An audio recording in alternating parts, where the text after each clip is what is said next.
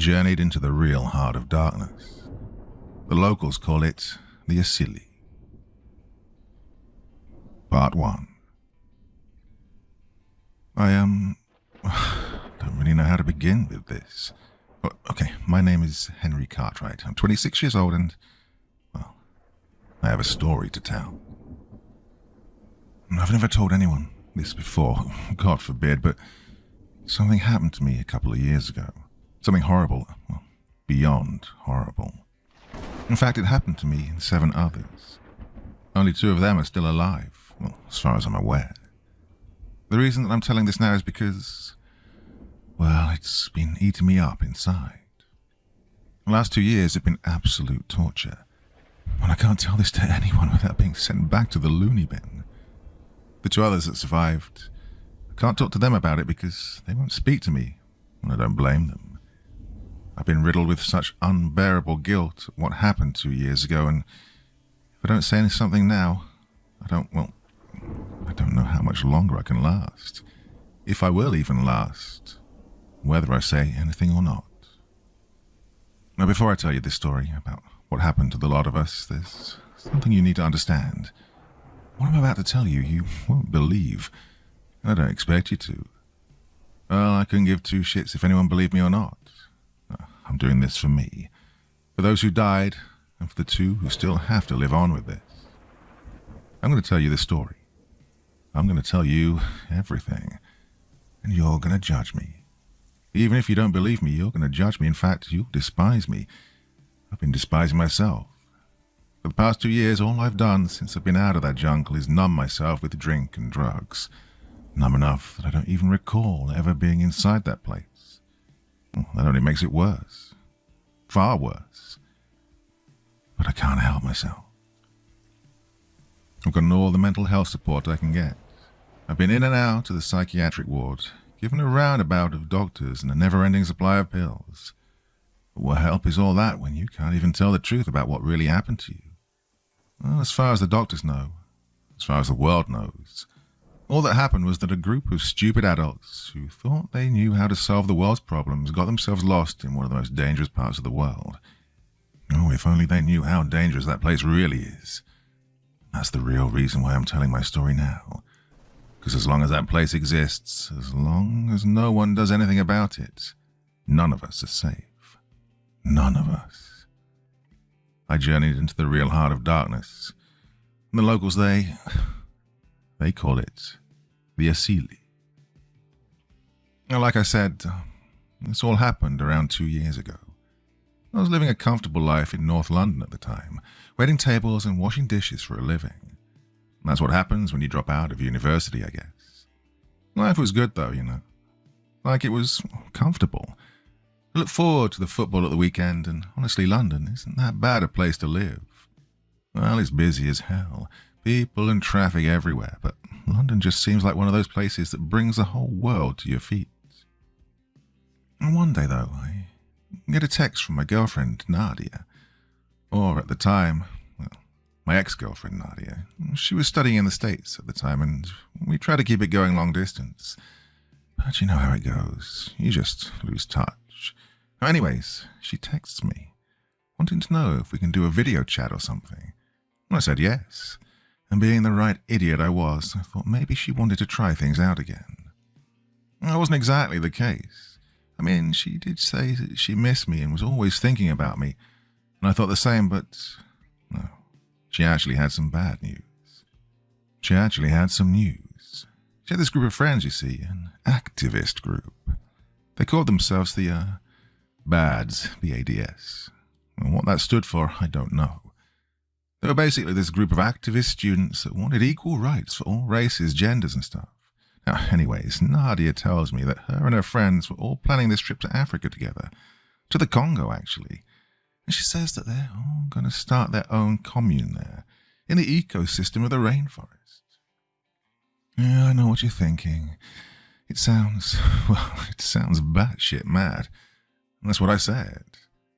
Nadia did somewhat agree with me, but her reasoning was that the world isn't getting any more equal and it's never really going to change. And so her friend said, why not start our own community in paradise?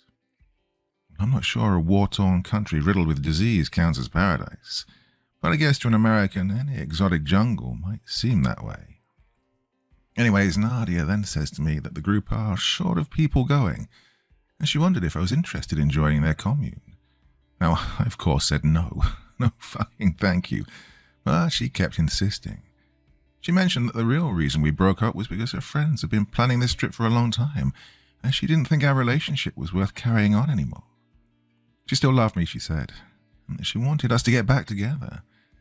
Now, as happy as I was to hear she wanted me back, this didn't exactly sound like the Nadia I knew.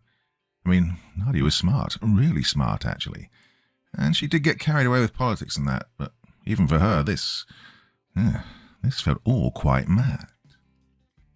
I told her I'd think about it for a week, and, well, against my better judgment, I said yes. I said yes, not because I wanted to go. Of course I didn't want to go. I mean, who seriously wants to go live in the middle of the frickin' jungle? I said yes because I still loved her, and I was worried about her. I was worried she'd get into some real trouble down there, and I wanted to make sure she'd be all right. I just assumed the commune idea wouldn't work, and when Nadia and her friends realized that, they'd all sod off back to the States. I just wanted to be there in case anything did happen. Maybe I was just as much of an idiot as them lot. God, we were all idiots. Well, a few months and malaria shots later, I was boarding a plane at Heathrow Airport and heading to Kinshasa, capital of the Democratic Congo. My big sister Ellie, she begged me not to go. She said I was putting myself in danger, and I agreed. But I felt like I didn't really have a choice. My girlfriend was going to a dangerous place, and I felt I had to do something about it. My sister, she basically raised me. We both came from a dodgy family, you see, and so I always saw her as a kind of mum. It was hard saying goodbye to her because I didn't really know what was going to happen. But I told her I'd be fine and that I was coming back, and she said, "Oh, you better." Anyways, I get on the plane, and that's when things already start to get weird. It was a long flight, so I tried to get plenty of sleep, and that's when the dreams start. Or rather, the same dream. I dreamt I was already in the jungle, but I couldn't move. I was just floating through the trees, and that, like I was watching a David Attenborough documentary or something. Next thing I know, there's this fence or barrier of sorts running through the jungle. It was made up of these long wooden spikes crisscrossed with one another, sort of like a long row of X's. But on the other side of this fence, the rest of the jungle was like, it was pitch black. Well, you couldn't see what was on the other side. But I can remember I wanted to. I wanted to go to the other side like it was calling me. I feel myself being pulled through to the other side of the fence and into the darkness. And I feel terrified, but, excited at the same time. And that's when I wake up, back in the plane. I'm all panicked and covered in sweat, and so I go to the toilet to splash water on my face. And that's when I realize I really don't want to be doing this. All I think now of doing is landing in Kinshasa and catching the first plane back to Heathrow. Well, I'm still asking myself now why I never did. I land in Kinshasa, and after what seemed like an eternity, I worked my way out to the airport to find Nadia and her friends. Their plane had landed earlier in the day, and so I had to find them by 1 p.m. sharp, as we all had a riverboat to catch by 3. I eventually find Nadia and the group waiting for me outside the terminal doors. They looked like they'd been waiting a while. As much anxiety I had at the time about all of this, it still felt really damn good to see Nadia again. And she seemed more than happy to see me too. We hugged and made out a little. It had been a while after all. And then she introduced me to her friends. I was surprised to see there was only 6 of them, as I just presumed there was going to be a lot more. But who in their right mind would agree to go along with all of this? Well, the first 6 members of this group were Beth, Chantal, and Angela. Beth and Angela were a couple, and Chantal was Nadia's best friend. Even though we didn't know each other, Chantal gave me a big hug, as though she did. That's Americans for you, I guess. The other 3 members were all lads. Ty, Jerome, and Moses. And Moses was the leader. He was this tall, intimidating guy who looked like he only worked out his chest. And he wore this gold cross necklace as though to make himself look important. Now, Moses wasn't his real name. It's just what he called himself. He was a kind of religious nut of sorts, but he looked more like an American football player than anything else. Now, right from the beginning, Moses never liked me. Whenever he even acknowledged me, he would call me something like Oliver Twist or Mary Poppins. Either that or he would try mimicking my accent to make me sound like a chimney sweeper or something. Jerome was basically a copy and paste version of Moses. It's like he idolized him or something, always following him around and repeating whatever he said. And then there was Ty. Even for a guy, I could tell that Ty was good looking. He kind of looked like a Rastafarian, but his dreads only went down to his neck. Out of the three of them, Ty was the only one who bothered to shake my hand. But something about it seemed disingenuous, like someone had forced him to do it.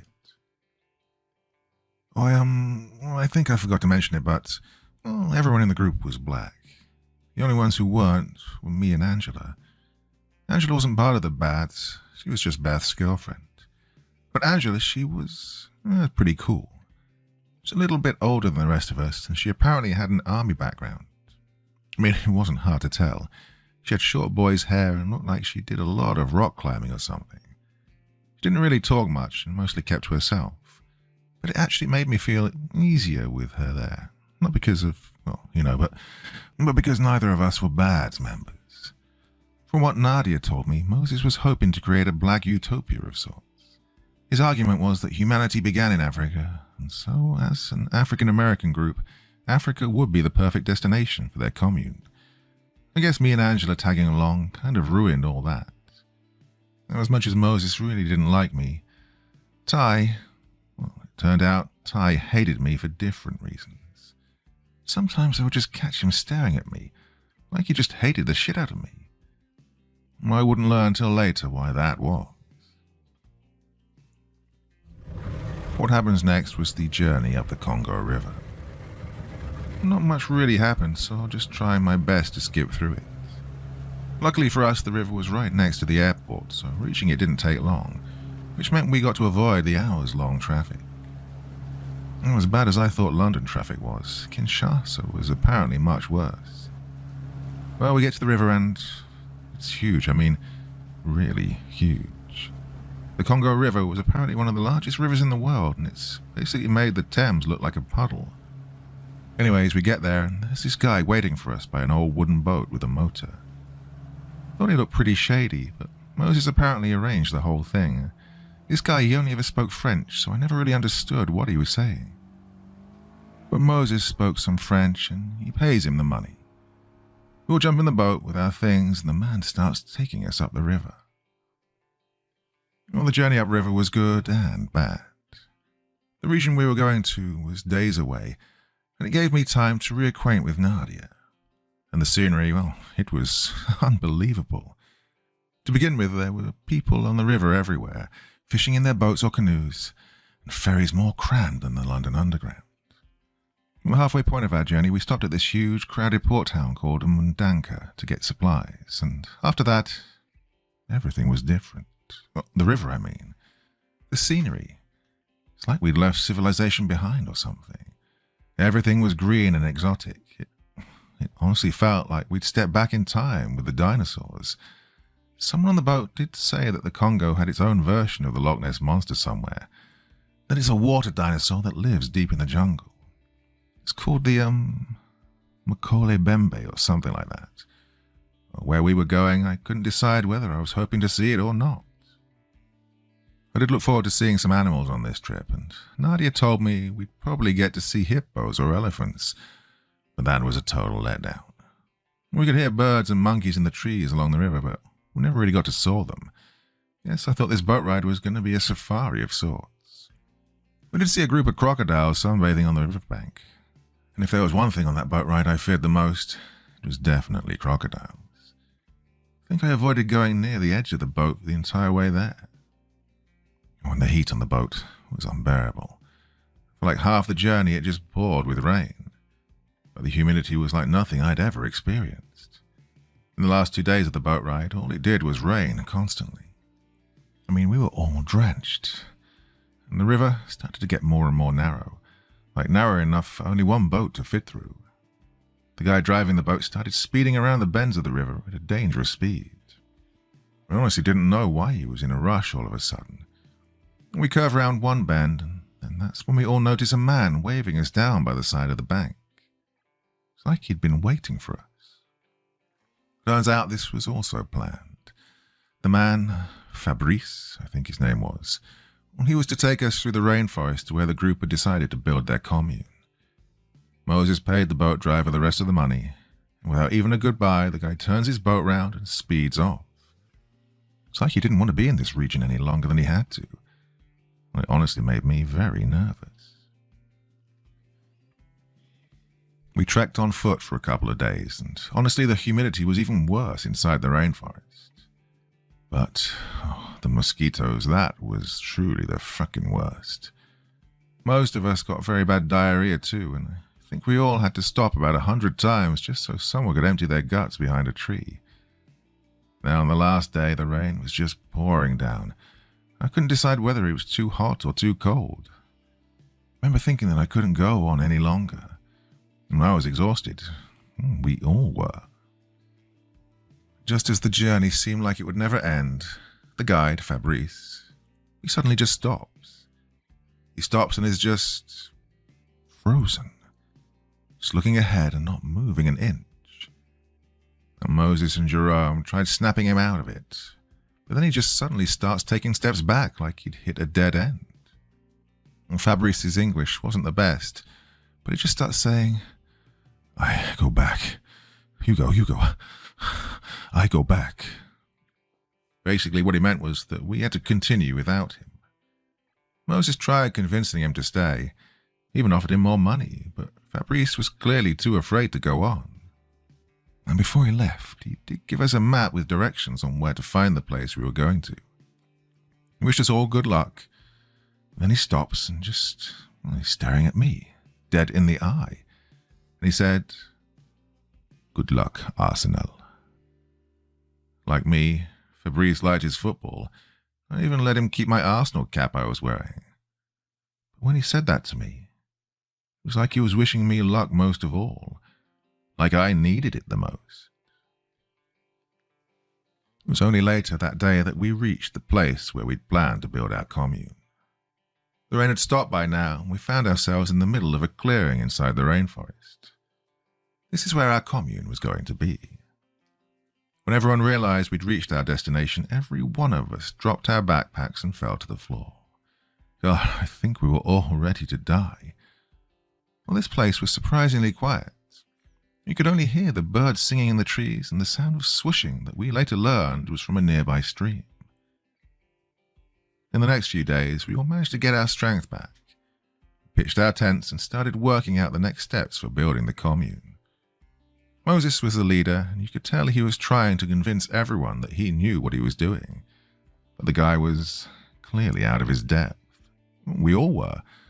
Well, that was except for Angela. She pointed out that we needed to make a perimeter around the area, set up booby traps and tripwires.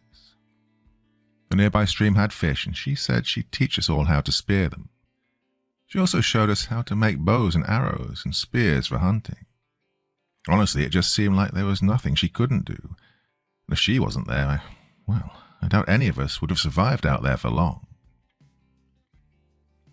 On the entire journey, from landing in Kinshasa, the boat ride up the river and hiking through the jungle, whenever I managed to get some sleep, I kept having these really uncomfortable dreams. It was always the same dream.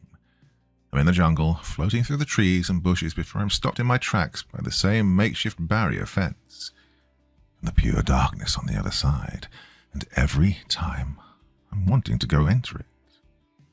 I don't know why, because this part of the dream always terrifies me. It's like I have to find what's on the other side.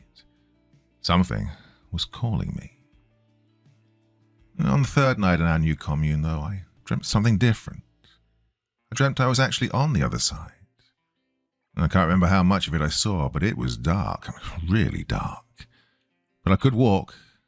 I was walking through the darkness, and I could only just make out the trunks of trees and the occasional branch or vine. But then I saw a light. Ahead, only 20 meters away. I tried walking towards the light, but it was hard. Like when you walk or run in your dreams, but you barely move anywhere. I do catch up to the light. It's just a light, glowing. But then I enter it. I enter and I realize I've entered what I've entered. It's now a clearing. A perfect circle inside the jungle. Dark green vegetation around the curves, and inside the circle, right bang in the middle, is one single tree. Or at least the trunk of a tree. A dead, rotting tree. It had these long, snake-like roots that curled around the circle's edges, and the wood was very dark, almost black in color. A pathway leads up to the tree, and I start walking along it. The closer I get to this tree, well, I see just how tall it must have been originally. A long stump of a tree leaning over me like a tower. Its shadow comes over me, and I feel like I've been swallowed up. But then the tree's shadow moves away from me, as though beyond the jungle's darkness is a hidden, rotating sun. And when the shadow disappears, I see a face. High above me on the bark of the tree, carved into it. It looked like a mask, like an African tribal mask. The face was round and it only had slits for eyes and a mouth, but somehow the face looked like it was in agony, the most unbearable agony. I could feel it. God, it was like torture, like being stabbed all over 1,000,000 times or having your own skin peeled off while you're just standing there. I then feel something down by my ankles. I look down to my feet, and around me, around the circle, see the floor of the circle is covered with what looks like hands. Severed hands scattered all over. I try and raise my feet, panicking. God, I'm too scared to step on them, but then the hands start moving, twitching their fingers. They start crawling like spiders all around the circle. And the ones by my feet start to crawl up my legs, and I'm too scared to brush them off, and now I feel myself almost being molested by them, but I can't even move or do anything. I feel an unbearable weight come over me, and I fall to the floor, and that's when I hear a zip.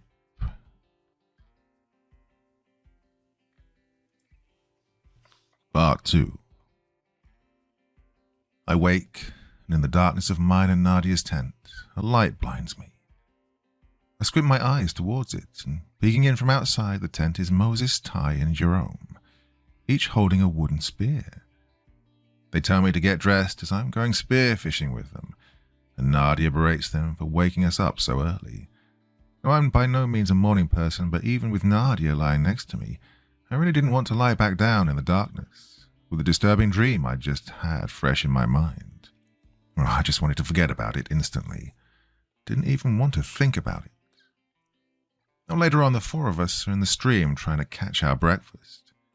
We're all just standing there with our poorly made spears for like half an hour before any fish come our way. Eventually, the first one came in my direction, and the three lads just start yelling at me to get the fish. There it is. Get it. Go on, get it. I tried my best to spear it, but it was too fast, and them lot shouting at me wasn't helping. Anyways, the fish gets away downstream, and the three of them just started yelling at me again, saying I was useless. I quickly lost my temper and started shouting back at them. God, ever since we got on the boat, these three guys did nothing but get in my face. They mocked my accent, told me nobody wanted me there, and behind my back they said they couldn't see what Nadia saw in that white limey. I had enough. I told all three of them to fuck off, that they could catch their own fucking fish from now on. As I'm about to leave the stream, Jerome yells at me. Dude, watch out, there's a snake, pointing by my legs. I freak out and quickly raise my feet to avoid the snake. I panic so much that I lose my footing and splash down into the stream. Still freaking out over the snake near me, I then hear laughter coming from the three lads. There was no snake. Having completely had it with a lot of them, I march over to Jerome for no other reason but to punch his lights out.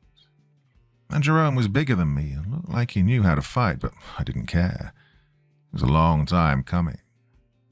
Before I can even try, Ty steps out in front of me, telling me to stop. I push Ty out of the way to get to Jerome, but Ty gets straight back in my face and shoves me over aggressively. Now, like I said, out of the three of them, Ty clearly hated me the most. He'd probably been looking for an excuse to fight me, and I'd just given him one. Just as I'm about to get into it with Ty, all four of us hear, "Guys."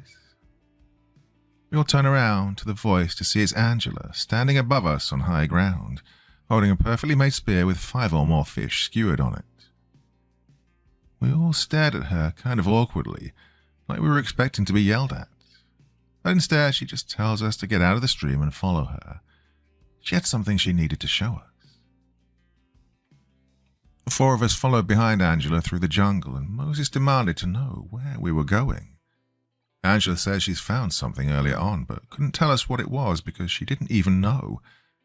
And when she shows us, we understand why she couldn't. I mean, it was indescribable. But I knew what it was, and it shook me to my core. What laid in front of us, from one end of the jungle to the other, was a fence. The exact same fence from my dream. It was a never-ending line of sharp, criss-crossed wooden spikes. Only what was different was this fence was completely covered in bits and pieces of dead, rotting animals. There were skulls, monkey skulls, animal guts, intestines, infested with what seemed like hundreds of flies buzzing around. The smell was like nothing I'd ever smelled before. All of us were in shock. Didn't know what this thing was. Even though I recognized it, I didn't even know what it was, and while Angela and the others argued over what this was, I stopped and stared at what was scaring me the most. It was the other side. On the other side of the spikes was just more vegetation, but behind it you couldn't see anything. It was darkness, like the entrance of a huge tropical cave. And right as Moses and Angela start to get into a screaming match, we all turned to notice something behind us. Standing behind us, maybe 15 meters away, staring at us, was a group of 5 men. They were wearing these dirty, ragged clothes, like they'd had them for years, and they were all small in height. In fact, they were very small, almost like children. But they were all carrying weapons, bows and arrows, spears, machetes. Whoever these men were, they were clearly dangerous. There was an awkward pause at first, but then Moses shouts out, "Hello?" at them. He takes Angela's spear with the fish and starts slowly walking towards them. We all tell him to stop, but he doesn't listen. One of the men starts approaching Moses. Looks like he's their leader. There's only like 5 meters between them when Moses starts speaking to the man, telling them we're Americans and we don't mean them any harm. He then offered Angela's fish to the man, like an offering of some sort. Well, the way Moses went about this was very patronizing. He spoke slowly to the man as he probably didn't know any English, but well, he was wrong. In broken English, the man said, "You American." Moses then says loudly that we're African American, like he forgot me and Angela were there. He again offers the fish to the man and says, "Here, we offer this to you." The man looks at the fish, almost insulted, but then he looks around past Moses and straight at me. And the man stares at me for a good long time, and even though I was afraid, I just stared right back at him. I thought that maybe he'd never seen a white man before, but something tells me he was something else. The man continues to stare at me with wide eyes, and then he shouts, "Our fish! You take our fish!" Frightened by this, we all start taking steps backwards, closer to the fence, and all Moses can do is stare back at us. The man then takes out his machete and points it towards the fence behind us. And he yells, "No safe here. You go home. Go back, America." The men behind him also began shouting at us, waving their weapons in the air, almost ready to fight us. We couldn't understand the language they're shouting at us in, but there was one word, a word I still remember. They were shouting at us, "Asili, Asili, Asili, over and over. Moses, the idiot he was, he then approached the man, trying to reason with him. The man then raises his machete up to Moses, threatening him with it. Moses throws his hands up for the man not to hurt him, and then he slowly makes his way back to us without turning his back to the man. As soon as Moses reaches us, we head back in the direction we'd come from, back to the stream and the commune. But the men continue shouting and waving their weapons at us. As soon as we lose sight of them, we run. When we got back to the commune, we tell the others what had just happened, as well as what we'd seen. Like we thought they would, they freaked the fuck out. Well, we all speculated on what the fence was. Angela said that it was probably a hunting ground that belonged to those men, which they'd barricaded and made to look menacing to scare people off. This theory made the most sense, but what I didn't understand was, how the hell had I dreamed of it? How the hell had I dreamed of that fence before I even knew it existed? I didn't tell the others this because I was scared that they might think, well, what they might think. But when it was time to vote on whether we stayed or went back home, I didn't waste a second in raising my hand in favor of going. And it was the same for everyone else. The only one who didn't raise their hand was Moses, and he wanted to stay. This entire idea of starting a commune in the rainforest, it was his. It clearly meant a lot to him, even at the cost of his life. His mind was more than made up on staying, even after having his life threatened, and he made it clear to the group that we were all staying where we were. And we all argued with him, told him he was crazy, and things were quickly getting out of hand. But that's when Angela took control. Once everyone had shut the fuck up, she then berated all of us. She said that none of us were prepared to come here, and that we'd all had no idea what we were doing. She was right. We didn't. She then said that all of us were going to go back home, no questions asked, like she was giving us an order. And if Moses wanted to stay, he could. But he'd be more than likely here to die alone. Moses said he was willing to die here, to be a martyr to the cause or some shit like that. But by the time it got dark, we all agreed that in the morning, we were all going back downriver and back to Kinshasa. Despite being completely freaked out that day, I did manage to get some sleep. I knew we had a long journey back ahead of us, and even though I was scared of what I might dream, I slept anyways. And there I was, back at the fence. I moved through it, through to the other side. Darkness and identical trees all around, and again I see the light, and again I'm back inside of the circle, with the huge black rotting tree stood over me. But what's different was, the fence wasn't there. It was just the tree, but I could hear breathing coming from it. Soft but painful breathing like someone was suffocating. Remembering their hands, I look around me but nothing's there, it's just the circle. I look back to the tree and above me. High up on the tree I see a man. He was small like a child, but he was breathing very softly but with painful breaths. His head was down and I couldn't see his face. But what disturbed me was the rest of him. This man, this childlike man against the tree. He'd been crucified to it. He was stretched out around the tree, and it almost looked like it was birthing him. Oh, all I can do is look up to him, terrified, unable to wake myself up. But then the man looks down at me. And very slowly he looks down at me, and I can see, well, I can make out his features. His face is covered all over in scars. Tribal scars, waves, dots, spirals. His cheeks are very sunken in, and he almost doesn't look human. He opens his eyes with the little strength he has, and he says to me, or rather, he whispers, "Henry." He knew my name. That's when I wake up back in my tent, all covered in sweat and panic to hell.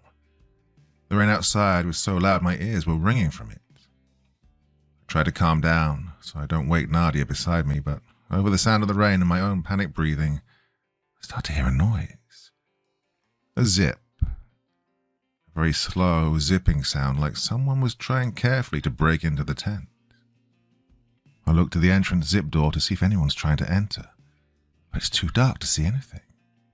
Well, it didn't matter anyway because I realized the zipping sound was coming from behind me. What I first thought was zipping was actually cutting. Someone was cutting their way through mine and Nadia's tent. Every night that we were there, I slept with a pocket knife inside my sleeping bag. I reach around to find it so I can protect myself from whoever's entering. Try not to make a sound. I think I find it. I better just adjust it in my hand when I feel a blunt force hit me in the back of the head. Not that I could see anything anyway, but everything suddenly went black. When I finally regain consciousness, everything around me is still dark. My head hurts like hell and I feel like vomiting. But what was strange was that I could barely feel anything underneath me, as though I was floating. That's when I realized I was being carried, and the darkness around me was coming from whatever was over my head, an old sack or something. I tried moving my arms and legs, but I couldn't. They were tied. I tried calling out for help, but I couldn't do that either. My mouth was gagged. I continued to be carried for a good while longer before suddenly I felt myself fall. I hit the ground very hard, which made my head even worse. I then feel someone come behind me, pulling me up on my knees. I can hear some unknown language being spoken around me and what sounded like people crying. I start to hyperventilate, and I fear I might suffocate inside whatever this thing was over my head. And that's when a blinding bright light comes over me. Oh, it hurts my brain and my eyes, and I realize the sack over me has been taken off. I try painfully to readjust my eyes so I can see where I am, and when I do, a small childlike man is standing over me. The same man from the day before, who Moses tried giving the fish to. The only difference now was he was painted all over in some kind of grey paste. I then see beside him even more of the smaller man, also covered in grey paste. The rain was still pouring down, and the wet paste on their skin made them look like they were almost melting skeletons. I then hear the crying again. I look to either side of me, and I see all the other commune members, Mosif, Jerome, Beth, Ty, Chantal, Angela, and Nadia, all on their knees, gagged with their hands behind their back. The short grey men standing over us then move away behind us. We realize where it is they've taken us. They brought us back to the fence. I can hear the muffled screams of everyone else as they realize where we are, and we all must have had that same exact thought. What is going to happen? The leader of the grey men then yells out an order in his language, and the others raise all of us to our feet, holding their machetes to the back of our necks. I look over to see Nadia crying. Oh, she looks terrified. She's just staring ahead at the fly-infested fence, assuming, we all did. A handful of the grey men in front of us are now opening up a loose part of the fence, like two gate doors. On the other side, through the gap in the fence, all I can see is darkness. The leader again gives out an order, and the next thing I know, most of the commune members are being shoved, forced forward into the gap of the fence on the other side. I can hear Beth, Chantal, and Nadia crying. Moses, through the gag in his mouth, is bleeding to them.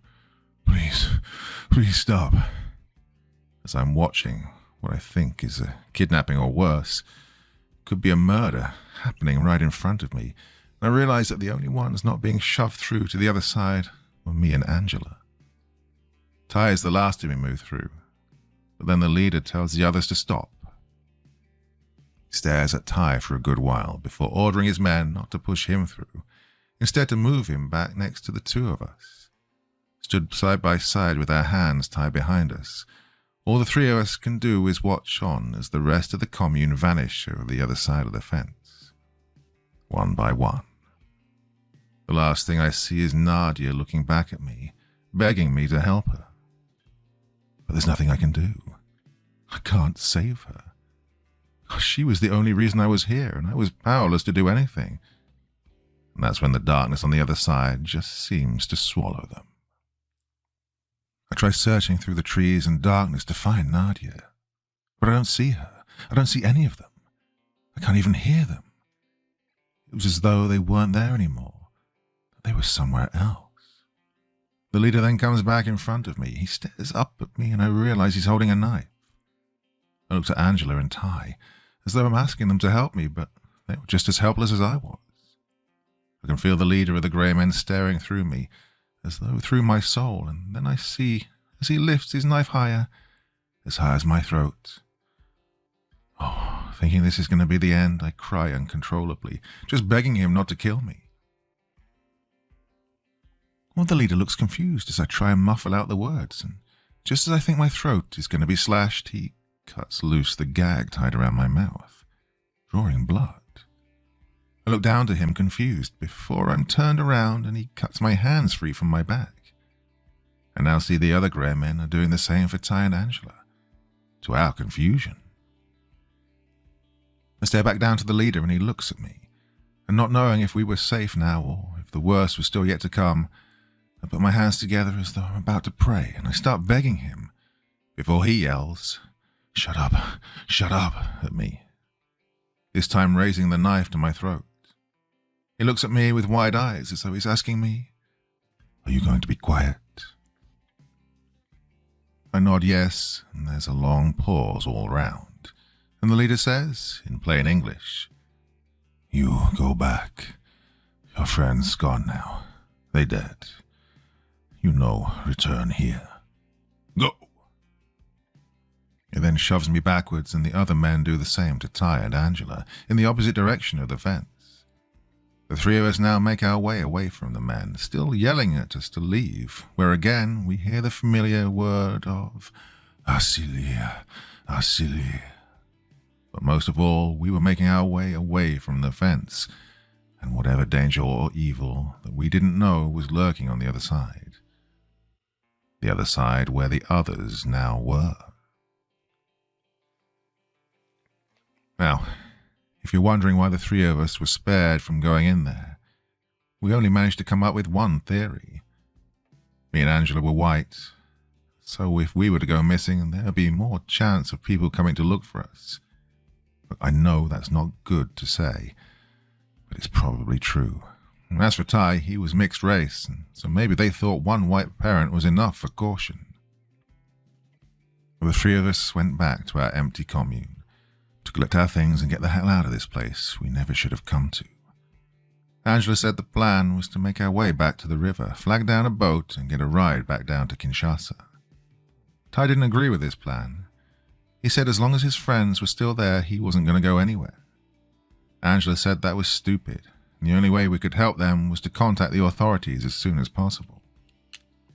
To Ty's and my own surprise, I agreed with him. I said the only reason I came here was to make sure Nadia didn't get into any trouble, and if I left her in there with God knows what, this entire trip would have been for nothing. I suggested that our next plan of action was to find a way through the other side of the fence and look for the others. It was obvious by now that me and Ty really didn't like each other, which at the time seemed to be for no good reason, but for the first time, he looked at me with respect. We both made it perfectly clear to Angela that we were staying to look for the others. Angela said we were both dumb fucks, and we were going to get ourselves killed. I couldn't help but agree with her. Staying in this jungle any longer than we needed to was basically a death wish for us, like when you decide to stay in a house once you know it's haunted. But I couldn't help myself. I had to go to the other side, not because I felt responsible for Nadia, but I had an obligation to go and save her, but no, it was because I had to know what was there. What was in there, hiding amongst the darkness of the jungle? I was afraid, beyond terrified actually, but something in there was calling me, and for some reason I just had to find out what it was. Not knowing what mystery lurked behind that fence was making me want to rip off my own face, peel by peel. Angela went silent for a while. You could clearly tell she wanted to leave us here and save her own skin, but by leaving us here she knew she would be leaving us to die. Neither me nor Ty knew anything about the jungle, let alone how to look for people missing in it. Angela groaned and said, "Oh, fuck it." She was going in with us, and so we planned on how we were going to get to the other side without detection. We eventually realized we just had to risk it. We had to find a part of the fence, hack our way through, and then just enter it. And that's what we did. Angela, with a machete she'd bought at Mdanka, hacked her way through 2 different parts, creating a loose gate of sorts. When she was done, she gave the go-ahead for me and Ty to tug the loose piece of the fence away with a long piece of rope. Well, we now had our entranceway. All 3 of us stared into the dark space between the fence, which might as well have been the entrance to hell. Each of us took a deep breath, and before we dared to go in, Angela turns to say to us, "Remember, you guys asked for this." None of us really wanted to go inside there. Not really. I think we knew we probably wouldn't get out alive. I had my secret reason, and Ty had his. We grabbed each other by the hand, as though we thought we might easily get lost from each other. With a final anxious breath, Angela led the way through the gap in the fence, through the first leaves, branches, and bush, through to the other side, and finally into the darkness, like someone's eyes when they fall asleep, not knowing when or if they'll wake up. Well, this is where I have to stop. I can't go on any further. I thought I could when I started this, but no. This is all I can say. For now, anyway. What really happened to us in there, God, I don't know if I can even put it into words. All I can say is that what happened to us already, it was nothing compared to what we would eventually go through. What we found. God, even if I told you what happens next, you wouldn't believe me. But you would also wish I never had. There's still a part of me now that thinks it might not have been real. For the sake of my soul, for the things I was made to do in there, I really hope this is just one big nightmare. Even if the nightmare never ends. Oh, just please don't let it be real.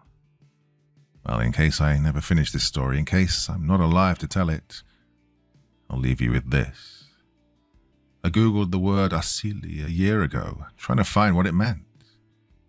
It's a Swahili word, and it means the beginning. Part 3. Well, it's been a year now. You've all been asking me to finish the story. You've been trying to track me down, spreading my story on the internet, coming up with your theories as to what the asili really is. Well, you were all wrong. You want to know how the story ends?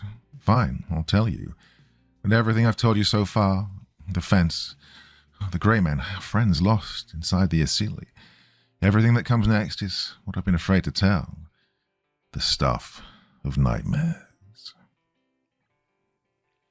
Well, we'd passed through the barrier and entered the darkness on the other side.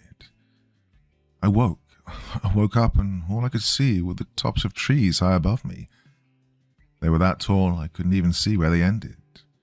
Couldn't even see the sky. I remember not knowing where I was.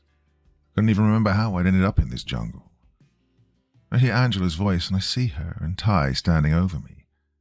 Didn't even remember who they were at first.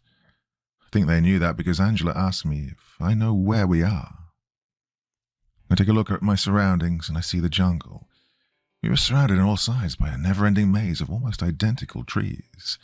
They were large and unusually shaped, the trunks were twisted and the branches were like the bodies of snakes, and God, everything was dim. Not dark, but dim. It all comes back to me. The river, the jungle, the fence, the grey man. We were on the other side. We were in the asili. We're here to look for others, for Nadia. Yes. I take another look around and I realize we're right bang in the middle of the jungle, as if we'd already been trekking through it. I asked Ty and Angela where the fence had gone, but they asked me the same thing, and they didn't know. They said all 3 of us woke up on the jungle floor, but I didn't wake for another good hour. This didn't make any sense. I started freaking out, and Ty and Angela tried to calm me down. Not knowing what to do next, we decided we needed to find which way the rest of the commune went. Angela said they would have tried to find a way back to the fence, and so we needed to head south. The only problem was, we didn't know which way south was.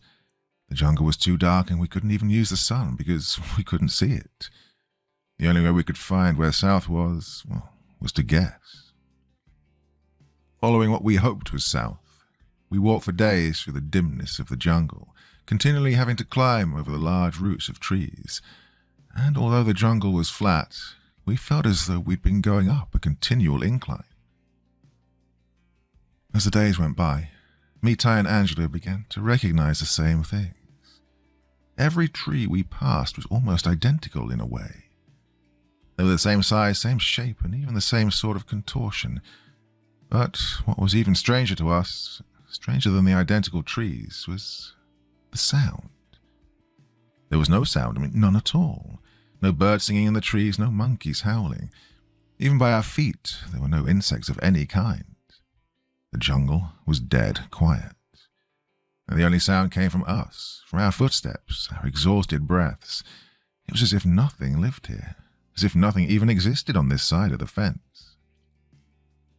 Even though we knew something was seriously wrong with this jungle, we had no choice but to continue, either to find the others or to find the fence. We were so exhausted that we lost count of the number of days we'd been trekking. Even Angela forgot. On one of those days, I felt as though I'd reached my breaking point. I'd been lagging behind the others for the past 2 days. I couldn't feel my legs anymore, just pain. I struggled to breathe with the humidity. Well, that was still here on this side of the jungle. I'd already used up all my water from my backpack, and I was too scared to sleep through the night. On this side of the fence, I was afraid the dreams would be far more intense. Through the dim daylight of the jungle, I wasn't sure if I was seeing things or hearing things. What fueled me to keep going was to find Nadia. And if not, even that, well, to find what was here, what was calling me. It didn't even matter anymore because I was done. It all became too much for me. The pain, the exhaustion, the heat. I decided I was done. And by the roots of some tree, I collapsed down, knowing I wouldn't be getting up any time soon. And realizing I wasn't behind them, Ty and Angela came back for me. They berated me to get back on my feet and start walking.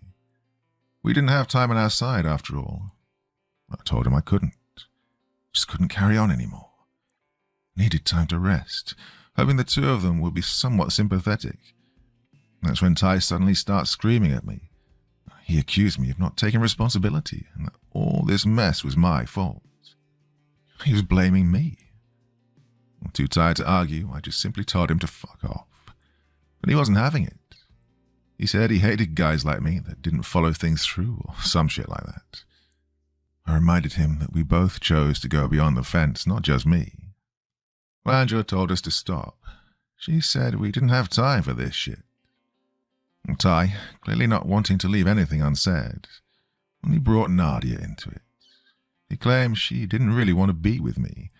He said the commune didn't have enough members, and so Nadia tricked me into going. That later down the line, she'd break up with me once the commune was a success. I didn't believe him. I was pissed. I called him a liar. Said him and the others just couldn't stand to see one of their own with a white guy. And that's when he said it. What I'd suspected all along. He didn't hate me just because I was with Nadia. He hated me because he was with Nadia. Well, she didn't end things with me because we were drifting apart, or this frickin' trip to Africa.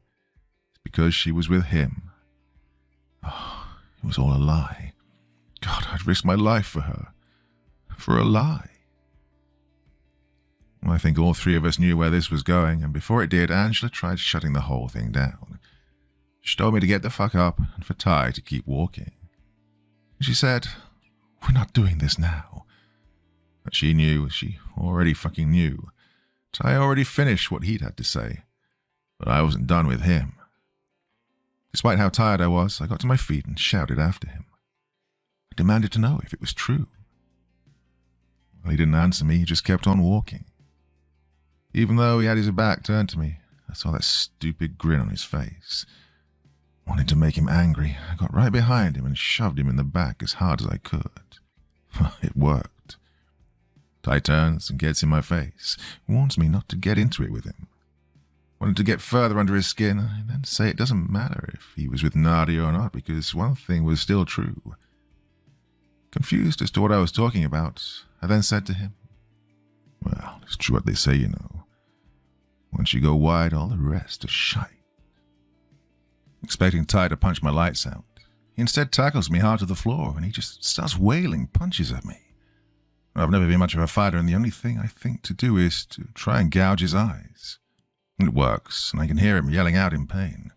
But suddenly he grabs me by the wrist and twists me hard enough to get me on my back. Then puts me in a chokehold and starts squeezing the light out of me. I can't breathe. I can already feel myself passing out. Oh, images start coming to me. The fence, the tree with the face. Nadia. Just as everything's about to go black, Angela effortlessly breaks up the hold. While she puts Ty in an arm lock, telling him to calm down, I do all I can just to get my breath back. Just as I think I'm safe from passing out, I feel something underneath me. I get up on all fours, and underneath me is just a pile of dead leaves, but there's something hard underneath it. I press down on the leaves, and something feels almost metallic. Sound comes back in my ears, and I can hear Angela shouting at me. Feeling something underneath me, I brush away the dead leaves, and what I find is a fence. Well, not the same fence we'd passed through, but an old rusty wire fence. Angela and Ty realize I've stumbled onto something, and they come over to help brush away the dead leaves. We discover beneath the leaves an old and very long metal fence lining the jungle floor, which eventually ends at some broken hinges. That's not all we found. Further down the fence, Angela found a sign. A big red sign on the fence with words written on it. It was hard to read because of the rust, but the first word said, "Danger." The other two words were in French, but Ty knew enough French to understand what it meant. The sign said, "Danger. Keep out." We made camp that night and discussed the metal fence in full. Angela suggested that the fence may have been put there for some sort of containment, that inside this part of the jungle was some deadly disease, and that's why we hadn't come across any animal life. But if that was true, why was the metal fence this far in? Why wasn't it where the wooden fence was, where this dark part of the jungle began? It just didn't make sense. Angela then suggested that we may even have crossed into another dimension, and that's why the jungle was now darker and uninhabited, and could maybe explain why we passed out upon entering it. Well, we didn't have any answers, just theories. We trekked again for the next couple of days, and our food supply was running dangerously low. We'd used up all of our water by now, but luckily this jungle had rain, and was more than moist for us to soak whatever we could from the leaves. Oh, you wouldn't believe how freaking good leafy moist water tastes after a day of thirst. Nothing seemed like it could get any worse. This dim, dead jungle was a never-ending labyrinth of the same freaking trees over and over. Every day was the same. Walk through the jungle, rest at night. Freaking Groundhog Day. We might as well have been walking in circles. But that's when Angela came up with a plan.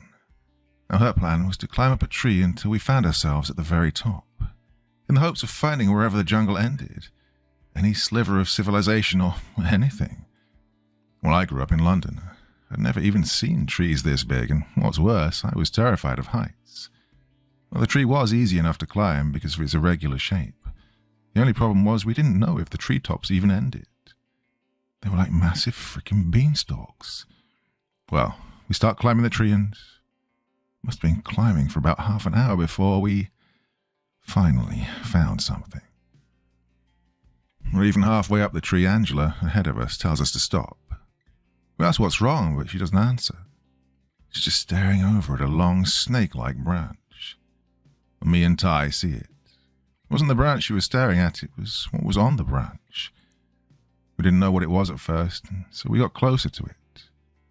Some sort of white material hanging from the branches, almost like a string puppet. And whatever this thing was, it was extremely long. Had to have been 50 feet. We still didn't know what the hell this thing was, and so Angela gets close enough to feel it. She could barely describe to us what it felt like, but she said it was almost rubbery in texture. But eventually we realized what it was, and when we did, it made all of our skins crawl. It was snake skin. Oh, this skin, this 50 feet long skin, it belonged to a snake. How big was this fucking snake? The The first time in this jungle, the three of us realized we weren't alone, and if its skin was up here in the trees, then it was probably in the trees. We climbed down from that tree immediately. Oh, if this snake was still around, we didn't want to be around when it found us. We thought we knew the answers now. We thought we knew why this place was contained. A massive 50 fucking feet long snake. It seemed big enough to swallow a cow. If this snake was in here, then what else was in here? More snakes? Worse. Is that why the grey men warned us to stay away from this place? Is that why Nadia and the others were thrown in here? Some sort of sacrifice to it? We thought we were finally beginning to solve the mystery of this place. But we were wrong. Dead wrong. I did sleep a handful of those nights. As terrified as the dreams made me, I still wanted answers. Ty and Angela thought we'd found them, and even though I knew we hadn't, I let them keep on believing it. For some reason, I was too afraid to tell them about my dreams. Maybe they also had the same dreams, but like me, kept it to themselves.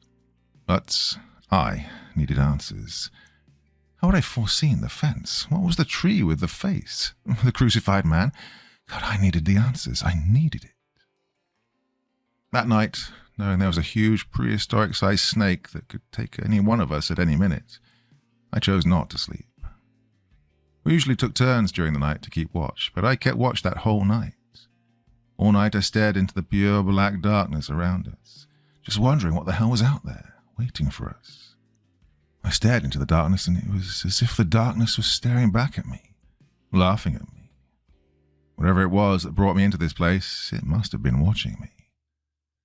I guessed it was now probably the early hours of the morning, but pure darkness was still all around. The fire had gone out and I couldn't see anything, not even my own hands. Like every night in this place, it was dead quiet. Then I hear something. God, it was so faint I could barely hear it. Must have been so far away. I thought maybe my sleep deprivation was causing me to hear things again, but the sound seemed to be getting louder, just so slightly, like someone was turning up a car radio inch by inch. The sound was clearer to me now, but I couldn't even describe it to myself. It was like a vibration getting louder ever so slightly. As the minutes passed by, I quickly realized this wasn't some vibration. No, it was a wailing. A distant but loud, ghostly wail. And it was getting louder. Closer. Close enough that I knew I had to wake up Angela. Well, she was deep in sleep, but I managed to kick her awake. Almost instantly, she heard the sound and was alert to it. We both listened. It was getting closer. We woke up Ty, and the three of us looked around to find which way the wails were coming from. It seemed to be coming from all around us. We quickly got our things and got the hell out of there. But wherever we went, the sound was following us amongst the darkness.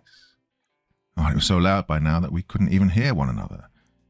We put our headlights on and followed behind Angela, but no matter where we went, it just seemed like we were heading directly towards the sound. Barely able to see anything, we were stopped in our tracks by a large tree root, and we desperately had to climb over it because the wailing was now directly behind our backs. I struggled to climb over, and I could hear Angela yelling, "Come on, hurry up!"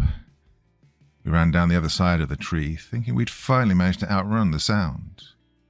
But it was waiting for us, and we'd run directly into it. We ran into the sound, and I realized what it was. It was people, dozens and dozens of them, all around us. And from my headlight I could see their faces, men, women, children, the elderly. They were barely clothed in torn pieces of cloth, and they were so skinny. They were basically just skin and bones. Their eyes were pure white like they were blind, and they began to grab at us, claw at us, pulling us to the ground.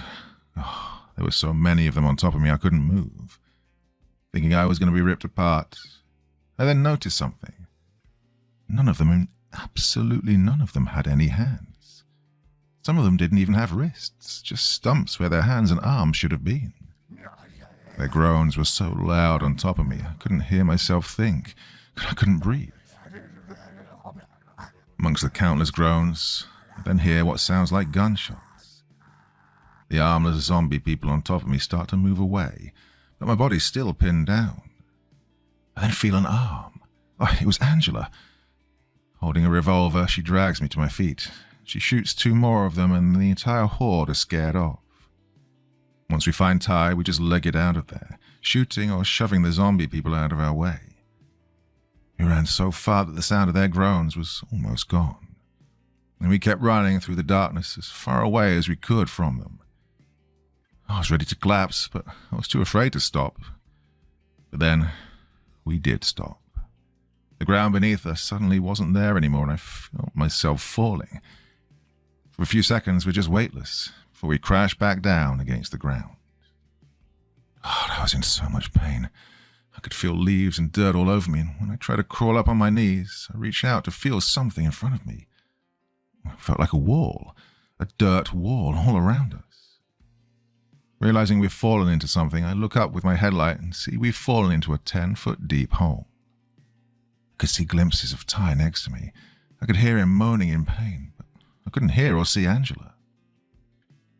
I look up again with my headlight and I see Angela pulling herself out of the hole. Oh, she must have managed to hold onto the edge. Once she was on the surface, me and Ty yelled out for her, but all Angela could do was stare down into the hole, clueless on how she'd get us out. Well, being trapped down there wasn't the worst of our problems. No, the groans had returned.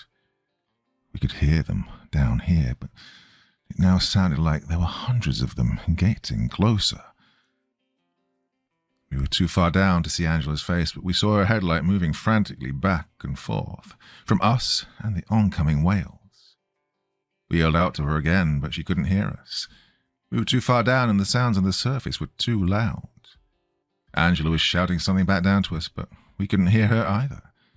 I can't be certain what she said, but I think it was, "I'm sorry."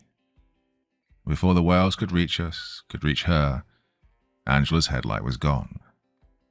She'd left us. Left us to the whales, to the dozens or even hundreds of zombie-like people. She left me alone with Ty. We were now down there for what felt like hours. Our headlights had died, leaving us both trapped in pure darkness. And for hours all we heard was the painful noise from the people above our heads. God, it was like fucking torture. I felt like I was going mad from it. Even though Ty was right next to me, I couldn't help but feel like I was completely alone down here, with only the darkness and the endless whales taking his and even Angela's place. But then, the darkness gives me something. Gives us something, a light, a faint, warm orange light. 10 feet above our heads. It was the reflection of fire. It seemed like it was moving repetitively around the edges of the circle. Ty must have seen it too, because suddenly I can feel him hitting me, getting my attention. And if there was fire, then there was people. I mean, real freaking people. Even though it was useless, I tried yelling over the whales to whoever might be there. If the two of us wanted out of this hole, this was our only chance. Then something changed. The groans of the zombie people began to die down. Some of it changed into what sounded like screams. They were all screaming. But over the screams, I then heard what sounded like growls. Deep, aggressive animal growls. Well, it was like they were roaring, but there was something else up there. Then, as if all at once, the screams and thudding of footsteps above us suddenly just vanished away, back into the darkness where they'd come from. We could still hear them. Outside of that burning orange ring, we could hear the ones who didn't get away. We could hear them being ripped apart, eaten. We were no longer trapped by the endless whales. No, we were now trapped by something else. Something apparently worse, something that could rip us apart. Oh, it's all so clear to me now. Everything that happened to us. It was all planned. It was planned from the very beginning. For days we saw absolutely nothing, and then suddenly we saw everything at once. Those people, those zombie-like people, they were supposed to find us, and we were supposed to fall into that hole. It was divine intervention. Now, believe it or not, we did find the others. I did find Nadia, but we almost wished we hadn't. We knew there were monsters inside of this jungle now, and we did find our way out of that hole. But it wasn't monsters that were waiting for us on the surface. Well, not the monsters you're thinking of. What we found in that jungle wasn't monsters. It was men. White men.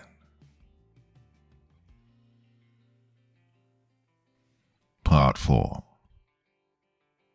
Well, we're at the ending now. So much more happens from here on.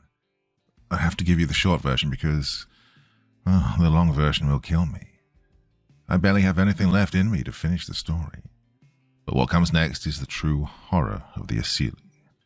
It's what I've been afraid to tell, so I just have to tell it the best I can. Me and Ty were in the hole. Terrified by the events of that night, we stayed awake till the dimness of the jungle's daylight returned to the surface. Still pitch black inside our hole, but at least from the dim circular light above us, we knew the horrors of the night had probably disappeared. Like I said, the two of us did manage to get out of that hole. But we didn't escape from it, we were rescued. From out of nowhere, a long rope made from vines was thrown down into the hole. We yell out to whoever threw it down, and a voice shouts back at us, an English-speaking voice. We get out of the hole, and what we see are two middle-aged white men with thick moustaches and dressed like jungle explorers from the 1800s. But they weren't alone. With them were around 20 African men dressed only in dark blue trousers and holding spears or arrows. The two white men introduced themselves to us. The names are Jacob, an American from the southern states, and Reuben, a Belgian. Although I was at first relieved to be seeing white faces again, I then noticed their strange expressions. Something about these men scared me. They smiled at me with the most unnerving grins, and their voices were so old-fashioned I could barely understand them. There was something about their eyes that was dark, incredibly dark. And the African men with them, they were expressionless. They barely blinked or made any kind of gesture, like they're in some kind of trance. The American man, Jacob, he gets up close and he's just staring at me, like he was amazed by my appearance. I didn't want to look at him, but couldn't help but feel pulled up into his gaze. And looking into this man's eyes, I couldn't help but feel terrified. I didn't even know why. When they were done with me, they turned their attention to Ty. Without even saying a word to them, Jacob and Reuben treat Ty as though he was somehow offending them, as though just his appearance was enough to make them angry. Jacob orders something to the African men in a different language, and they tackle Ty to the ground, like they were arresting him. They brought us away with them, past the mutilated remains of the zombie people from the night before. They tied Ty's hands behind his back and were pulling him along with a rope vine, like he was no better than a dog. They didn't treat me this way. Well, Jacob and Reuben seemed to be happy to see me, so they treated me as though they already knew me. Walking through the jungle for another day, they brought us to where they lived. From the distance, what we saw was a huge fortification of some kind, made from long wooden walls. The closer we got to this place, well, I could begin to see all the details, and it was horror. Along the top of the walls, more African men in blue trousers were guarding, but above them, on long wooden spikes, were at least a dozen severed heads. Or worse than this, right outside the walls of the fort were wooden crosses, 5 of them, but on them, inside them, were decaying, rotting corpses. A long wooden spike had been forced through one end and out of the other, through the back of their skull, while another was shoved underneath their arms horizontally, making them into a cross. The crucified man. Inside the walls of the fort was a whole army of African men wearing the same identical blue trousers and all with the same empty expressions. They lived in a village of thatched roof huts, too many to count. Making our way through the village towards the center of the fort, we came across 4 large wooden cabins, decorated in pieces of white ivory. Then I saw something that was remotely familiar. Outside the wooden cabins, in a sort of courtyard, was a familiar face. It was the dead tree with a face. Only it had been carved to resemble a statue, an idol. And on top of that idol, staring down at me, was the very same face. The face from my dreams had finally shown itself to me. But the worst part was still yet to come. Even worse than the dead, mutilated bodies. What we found next was what we come here to find. We found the others. Yeah, we found Nadia, and we found the other commune members. They were still alive, but they were all crammed inside of a small wooden cage. They were being held prisoners, and even worse, they were being held... Oh, I can't say it. Jacob and Reuben weren't the only two white people here. There were two more. One of them was a woman, a blonde Swedish woman. Her name was Ingrid.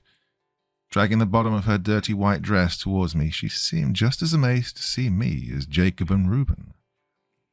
Touching my face, she, for some reason, had tears in her eyes, like I was someone close to her she hadn't seen for a long time.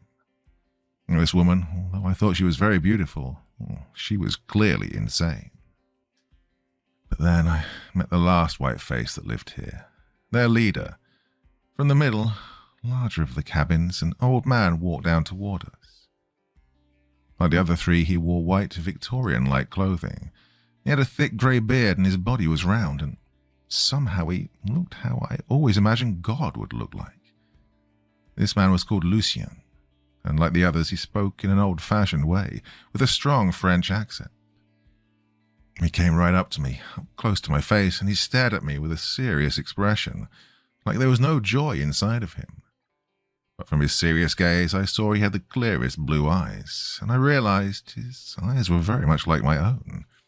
Staring through me for a good while, the piercing look on his face quickly turned to joy. Uttering some words in French, Lucien pulled me into him and started hugging me as tight as he could. His arms around me were so strong, and even though he was clearly happy to see me, whoever I was to him, he was squeezing me like he was intentionally trying to hurt me. And I was so confused as to who these white people were, who seemed like they were from 100 years ago. Well, even though they terrified me to my core, I knew they were the ones to give me the answers I'd been looking for. Lucien told me everything. He said this place, this dark, never-ending part of the jungle, the Asili, he said it was called the Undying Circle. People who entered the circle could never leave. It would attract people to it, those chosen. Now, the circle was very old and was basically an ancient god, a sort of consciousness. The four of them, dressed in their white linen clothing, spoke like they were from the 1800s because they were. They had come to Africa at the end of the 19th century. Wandering into the Undying Circle, they'd been here ever since, stuck, frozen in time. Jacob and Reuben were soldiers. When the Europeans were still colonizing Africa, they were hired by the King of Belgium to seize control of the Congo. They wandered into the Circle to conquer new territory or exploit whatever resources it had. But the Circle conquered them. Lucien and Ingrid came to Africa as Catholic missionaries. They came here to spread the word of God to the uncivilized people. They heard that a great evil existed inside the darkest regions of the jungle, and so they ventured inside to try and convert whatever savages lurked there. And now they were the savages. Lucien said they found people already living inside the circle. He said they were Stone Age savages who were more like beasts than men. Jacob and Reuben's army went to war with them and killed them all. They took their kingdom for themselves and made it their own. They chose Lucien as their leader and worshipped the Undying Circle as their new god, the god who allowed them to live forever. In this jungle they were kings, and they could do whatever they wanted. But they still weren't alone in the jungle. Whoever lived here before, the ones who survived Lucien's army, they formed themselves into a new kingdom, a new tribe. Lucien's army had killed all the men, but some of the women survived.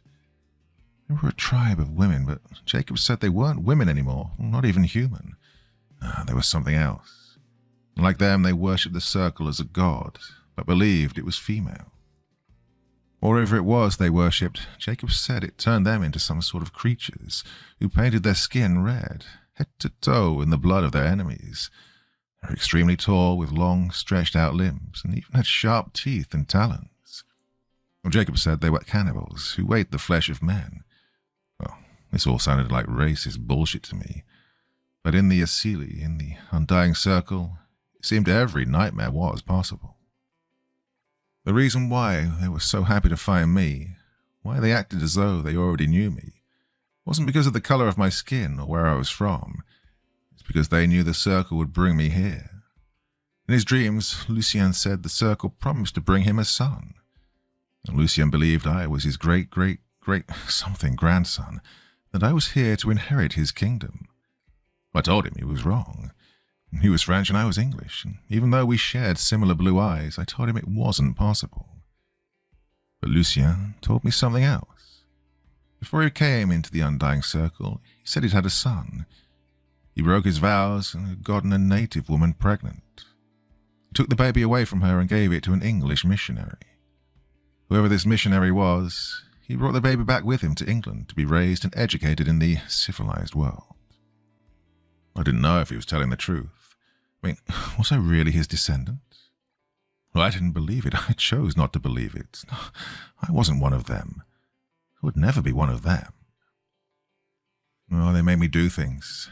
They forced me to do things I didn't want to do. They kept prisoners. Jacob forced me to beat them. He put his sword in my hands and made me kill the ones who were too weak to work. He made me cut off their hands. He wanted me to keep them as trophies. The female prisoners who the white men found attractive, they were forced to roam free as concubines. Nadia was one of them. If she wasn't, I would have been forced to hurt her. And even after everything she put me through, cheating on me, lying on me, tricking me into coming to this place I never should have come to, but after that I still couldn't do it. But I did it to the rest of them. And what's worse is that I enjoyed doing it to them. I enjoyed it. It made me feel powerful. This group, that from day one looked at me like I was unwanted, unaccepted, made me feel guilty because of the color of my skin. Every hour of pain I put them through, I took pleasure from it. The one I wanted to hurt most of all was Ty. God, I hated him. I was jealous of him. He took Nadia away from me. I wanted to make him suffer, but I couldn't. He wasn't my prisoner. He was Ingrid's. He was Ingrid's concubine. I couldn't touch him, and it infuriated me. There's something you need to understand. This place, the Undying Circle, the Asili, brings out the darkest parts of you. Yeah, whatever darkness lies in your heart, the circle brings it out of you, allows it to overtake you. Jacob and Reuben came here as soldiers, and now they were tyrants. They were monsters. Ingrid was from a time when women were oppressed, and now she oppressed those who were seen as beneath her. Lucien came to spread the message of the God he loved. Now he denounced him. He served another God, an evil God. In this place, in this jungle, he was God. I was a white guy from London. Diversity was all I knew. I accepted anyone and everyone, even if they never really accepted me. Is this what I truly am? In my darkest of hearts, am I a racist? Of all the horrors I came across in that jungle, I feared myself the most. I was a god here, a king. I had power over life and death. I didn't want it. I didn't want any of it. Whatever part of me was still good, I called upon it. And the man I was before, he wasn't here anymore. He lived on the other side of the Asili. Beth and Chantal were dead. They died of weakness. Last I saw of them, they were just skin and bone. As long as Nadia was a concubine, at least she was being fed. As for Moses and Jerome, two young, strong African men, well, they became soldiers in Jacob and Reuben's army. Things they did were almost as bad as me. Like me, the circle preyed on their darkness. But they didn't want to be soldiers. They didn't want to be followers. They wanted to be free. So they escaped the fortress and took their chances in the jungle. It didn't take long for Jacob and Reuben to find them. They had already killed Jerome and put his head on top of the wall with the others. But they gave Moses to me. They made me cut off his hands while he was still alive. I could hear Nadia screaming at me to stop, but I kept on beating him until he wasn't screaming anymore. Moses loved God. He loved Jesus Christ, and even though he begged them in his final moments, no one was there. Yeah, Moses looked for God in his final moments, but didn't find him. I looked for that part of me that was supposed to be good, that once knew love and kindness. Every night I woke only to see the darkness and the smell of death, but one night, through the surrounding black void of my cabin, I found him. I saw him through the darkness. He told me what I needed to do, why I'd come here in the first place. Well, that night I went out of my cabin. The fort was quiet, empty, but the torches were still lit all around. Ty was in the courtyard, tied to a wooden pole by his neck. I held out my knife to him. I wanted him to know that I had the power to kill him, but instead I was going to cut him free. Even though he had no reason to, I needed him to trust me. I told him we needed to save Nadia. And then the three of us were getting out of this place, that we'd take our chances in the jungle. Well, Ty was expressionless. The circle's darkness had clearly gotten to him. He looked up at me, with murder in his eyes, but then he agreed. He was with me. As Ty went away in the direction of Ingrid's cabin, I went into Reuben's. I opened the door slowly. I couldn't see, but I could hear him breathing. I put my hand over the sound coming from his mouth, and with my knife I pressed it into his neck. I heard him react under my hand, and I pressed down even harder. I heard the blood gurgling inside his mouth and felt his nails scrape deep into my skin. But now Reuben was dead. I had killed him while he slept, and in his final moments, he didn't even know why. I leave Reuben's cabin and I make my way towards Jacob's. I found Ty there, waiting for me. I asked him if he'd done it, and he looked at me blankly and said, "I strangled her." And the way Ty looked at me, I was afraid of him. I now knew what he was capable of, but I needed him. We went inside Jacob's cabin. He was sleeping with Nadia next to him. She saw us through the glow of the outside torches, and we gestured for her to be quiet. By the bedside was Jacob's sword, the same one he'd made me use to do my killings. So I took it. Standing over Jacob, Ty looked at me, waiting for me to give the signal. As I raised Jacob's sword, Ty quickly put his hands over Jacob's mouth. I saw Jacob's eyes open wide. Looking up to Ty, he then instantly looked at me, seeing I was holding his own sword over him.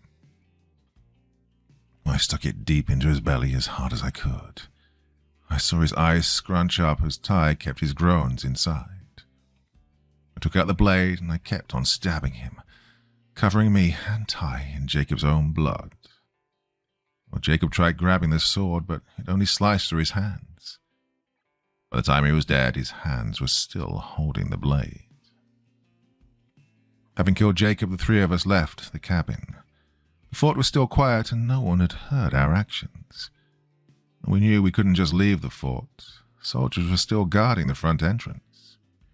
And we knew we had to create a distraction, so we took one of the fire torches and we set Ingrid's and Jacob's cabins on fire. We hid in the darkest parts of the fort until the fire was so large it woke up Lucien and all of Jacob's soldiers. It seemed everyone had gathered round the burning cabins to try and put out the flames, and as they tried, we made our escape. The entrance was unguarded, so we ran outside the fort and into the darkness of the jungle. We journeyed through the Circle's jungle for days, unsure where it was we were even going. We knew we could never escape, but taking our chances out in this jungle was better than the hell that existed inside there. God, I feared what we'd run into, what we'd find. I feared that Lucien and his army would be coming after us. I feared the predatory monsters we'd only seen glimpses of, and I feared that Jacob was telling the truth, and there was some tribe of man-eating creatures who'd be stalking us. But just like when we first entered this jungle, we saw nothing. Again, we were trapped among the same identical trees and vegetation. Before the circle, the ceiling just seemed as though it spat us back out. We were free. God, we'd found our way out of that place.